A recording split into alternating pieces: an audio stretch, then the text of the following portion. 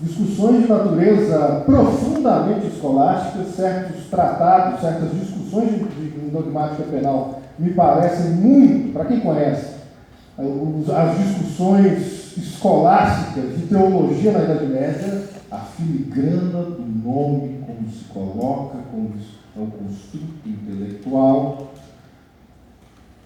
Uma dogmática profundamente não latino-americana, germanizada principalmente, né? A Alemanha, tudo que vem da Alemanha a gente traz, da Europa em geral, e agora dos Estados Unidos, né? Com essa marcha triunfal do common law, nos seus piores aspectos do processo penal, por exemplo, pelo mundo, chegando no Brasil. E a gente fica nessas discussões e não trata de enfrentar, inclusive tecnicamente, os problemas concretos da nossa população. O direito penal tem essa função. A dogmática penal tem que ter essa função.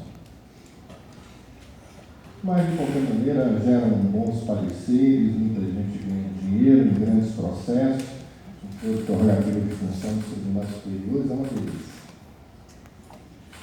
Gera bastante. A criminologia, ou ela está travada numa série de arcaísmos positivistas, no pior sentido da palavra, e não científicos, em especial, por exemplo, com a praxe policial. Existem certas categorias de psiquiatria forense e outras questões de criminalística que os campos específicos da antropologia, sociologia, já abandonaram há mais de 100 anos, e hoje as polícias ditas científicas ainda utilizam isso. Aí estamos com o exame criminológico, aí estamos com o incidente de sanidade mental, que é um absurdo completo. Ou a criminologia está aí, nesses arcaísmos, travada, ou então ela está fascinada com a sua própria imagem ultra-revolucionista, supostamente radical, com teses mirabolantes, completamente também desligada dos problemas concretos do nosso sistema penal. Isso acontece muito. Eu, particularmente, já arrumei cada confusão com o campo da criminologia, etc., que eu faço parte. Mas, enfim, já até escrevi sobre isso aí, umas coisas.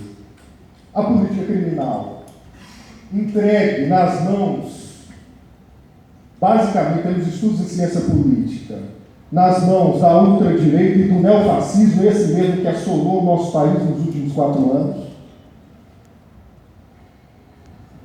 com um discurso, por parlamentares eleitos pelo discurso do medo, pelo discurso do punitivismo, potencializados por aquilo que Zaffaroni vai chamar de criminologia midiática, uma concepção de crime, de criminoso completamente, absurdamente irracional e anticientífica, mas que é uma mina de ouro, mas que é um elemento muito importante para se angariar votos, para se angariar poder econômico, poder político. O processo penal já está até um pouco melhor. O processo penal conseguiu identificar a natureza da luta jurídica como uma luta política, conseguiu avançar em várias coisas, inclusive sob cerco neofascista. Na lei anticrime conseguiu fazer bons avanços. A lei anticrime em matéria penal, em matéria de execução penal, retrocedeu no processo penal, avançou. Grandes pautas do campo democrático no processo penal surgiram na lei anticrime, surpreendendo um monte de gente, me surpreendeu, falando, não é possível. Deu? Claro que tem que vir o senhor ministro Luiz Fux para poder suspender tudo. Está em pauta o julgamento agora, vamos ver se a ministra Rosa Weber reverte isso e coloca em plena implementação todas essas características, todos esses elementos favoráveis da lei anticrime. Contudo, o campo do processo penal ainda continua com dificuldades de pensar, além da doxa liberal, sem compreender, por exemplo, que mesmo num país como o Chile, que é referência no processo acusatório, no processo democrático, a transformação do processo inquisitório em processo acusatório não impediu o encarceramento em massa das classes vulneráveis daquele país. Então nós temos que fazer, nós não podemos, o processo penal ainda no nosso país, ele padece de uma certa cegueira criminológica. Bom, estou falando isso tudo. E para terminar, né? O doutor Zé Arthur bem colocou a pontuação, né? Doutor Humberto, doutor Fábio. O nosso sistema de justiça criminal, os operadores em concreto do nosso sistema de justiça criminal, estão alijados desse tipo de discussão, inclusive. Juízes, promotores, delegados de polícia, hoje uma nova carreira oficial da Polícia Militar, uma nova carreira jurídica, né? Há pouco tempo foi instaurada. Advogados, na minha classe, temos que fazer minha culpa. Vão uma certa inércia conservadora, afastar de todo qualquer desenvolvimento de natureza técnica sofisticada dentro da academia, ou mesmo dos debates políticos, tocando um sistema de justiça criminal brutal, de qualquer jeito, do jeito deles.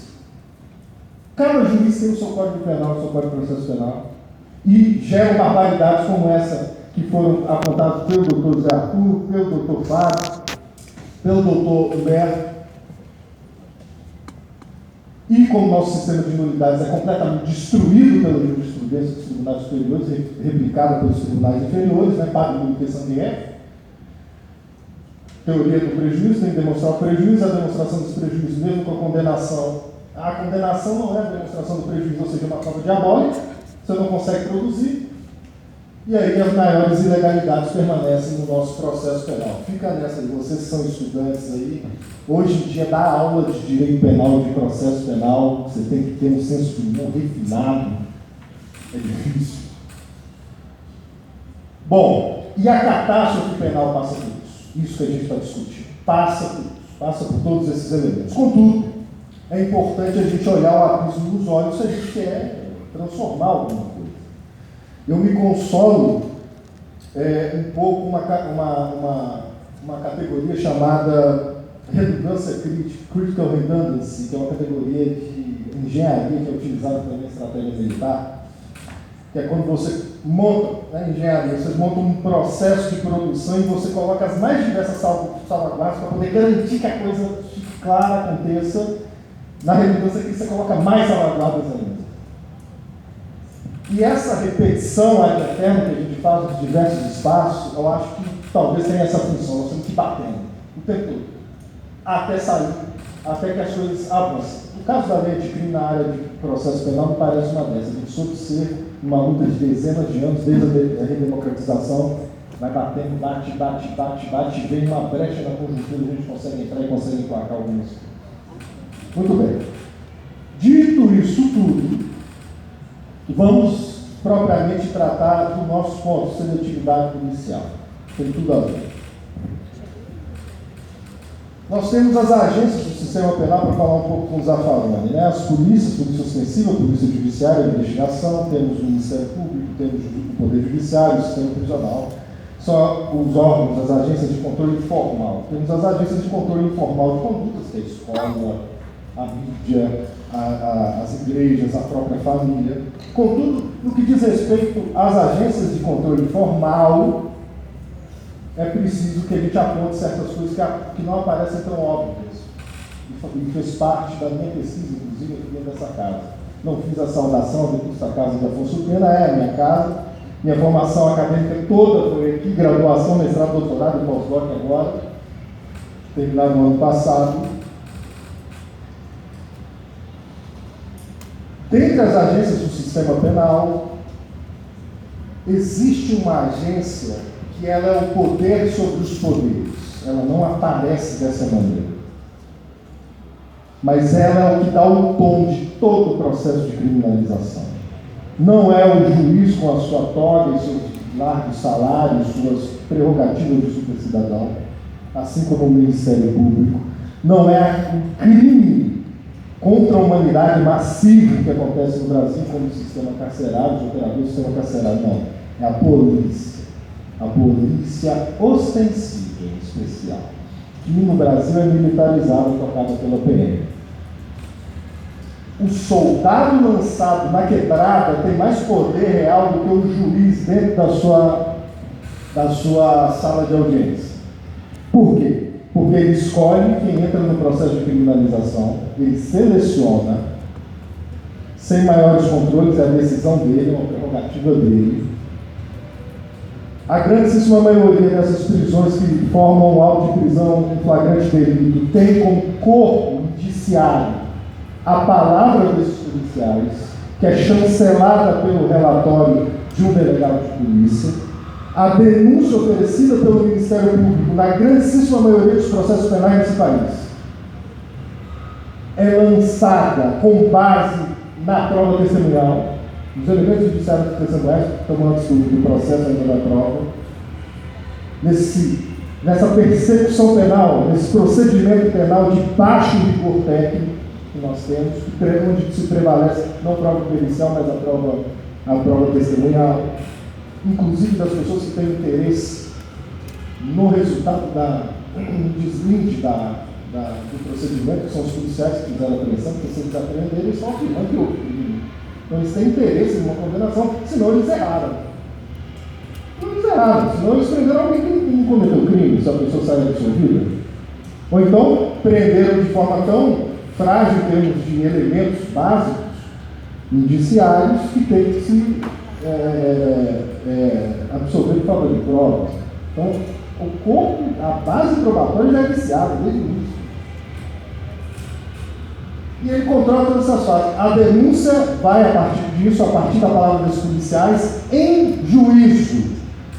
O grosso da prova produzida no contraditório e uma defesa meio fictício é feito ouvindo esses policiais, normalmente só lendo o que eles produziram já na fase pré-processual.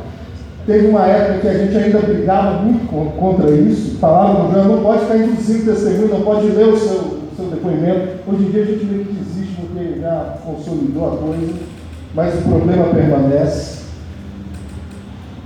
O juiz condena com base nesses elementos e o próprio sistema carcerário, não à toa os agentes penitenciários lutaram para poder se transformar em uma polícia penal militarizada que mimetiza a polícia ostensiva, com coturno, com farda, de camuflada, muitas vezes, e com utilização de armamentos tipos de polícia ostensiva, quando na verdade a destinação desta polícia específica é uma destinação muito específica, deveria ter técnicas específicas, deveria ter um marco específico, mas ela é toda militarizada, mimetiza a polícia militar. Portanto, a polícia ostensiva, ela é o poder atrás dos poderes, dentro do nosso sistema penal. Tanto que a gente pode, inclusive, apostar uma hipótese forte que se a gente democratiza as polícias, nós potencialmente democratizamos o sistema de justiça criminal todo. É uma hipótese. Teremos que testar, enfim, nosso campo de pesquisa faz um pouco por aí, certo?